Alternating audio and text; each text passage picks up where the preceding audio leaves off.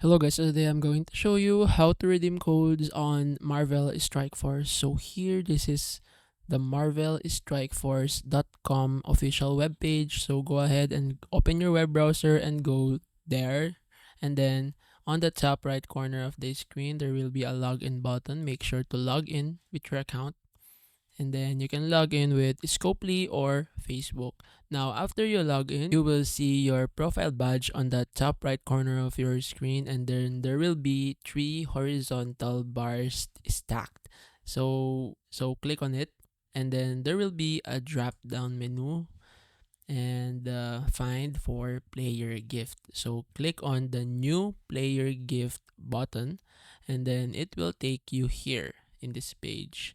You will see redeem your new player gift, type your redemption code, and get free in-game gifts. And here you can type the code you got from a promo. So basically that's it. Now you click redeem to redeem your code.